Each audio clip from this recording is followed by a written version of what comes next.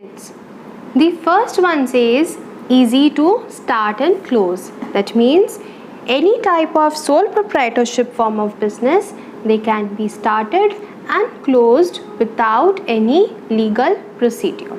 Okay? Next one, quick decision making. Now, as because sole proprietor is the only person managing and controlling everything, so if he decides to do something for the business, he can do it. He can take the decision quickly without asking from anyone, without consulting anyone. Right? Okay. Sense of accomplishment. Sense of accomplishment means, remember while we were discussing the suitability, we said that it is suitable in areas where personal attention is required. So, whenever a sole proprietorship works, it gives him a sense of personal satisfaction. He feels satisfied to work. Why? Because he is in direct contact of his customers. He can give him personalized service. Think about a tailor. Doesn't he give you personalized service? The way you say to stitch your clothes, the way you say to make your dresses design, he does according to you, right? Next one, no legal formalities. In order to start a business, in order to dissolve a business, there is no legal requirement or no legal formalities to be fulfilled. And the last one, sole profit recipient. Sole profit recipient means he will enjoy the complete profit. He does not have to share it with anyone. Okay? So that's good, na? He will enjoy complete profit, no sharing with anyone.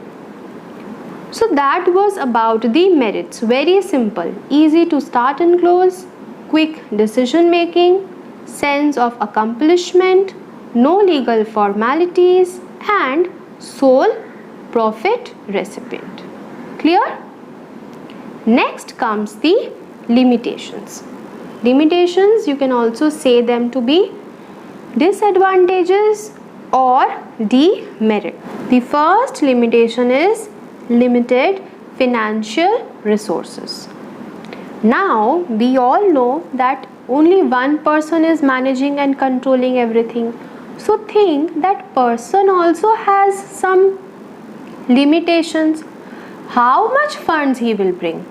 He also has a limit, or how much funds he will borrow. So there is a limit to his own personal savings, his own personal money. At the same time, there is a limit to his borrowing capacity also. He cannot borrow huge amounts of money, right? So there is a limited financial resources. Huge amounts of money cannot be invested in sole proprietorship form of business, right? Next one, limited managerial ability. Now, same point as above, but in a different way. One person managing and controlling everything.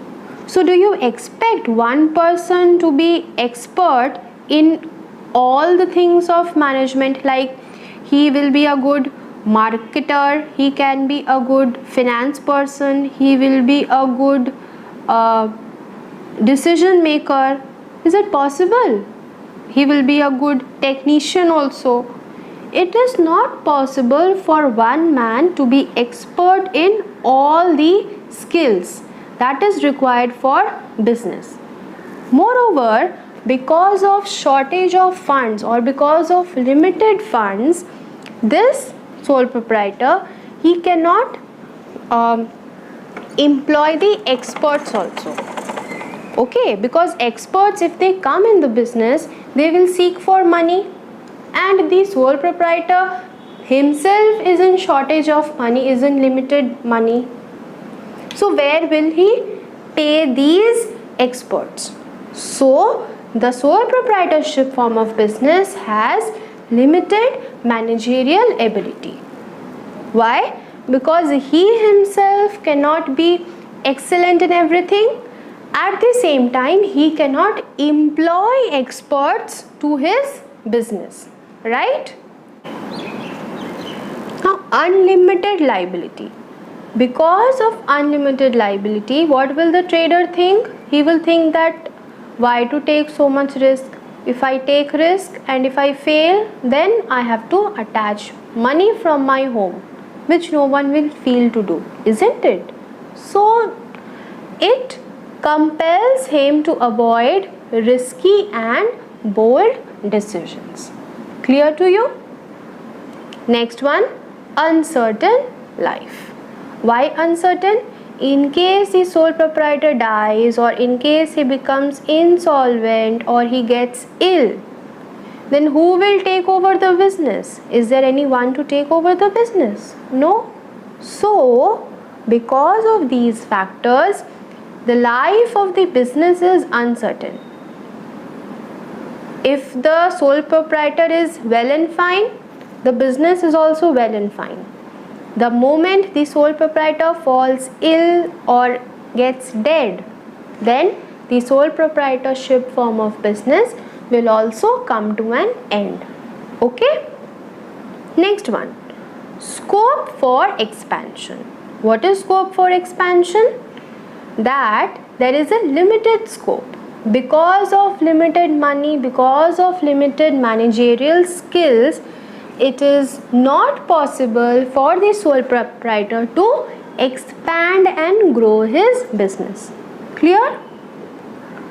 So these were the limitations or the disadvantages of sole proprietorship. So that is all for today. We'll meet you in the next video. Thank you.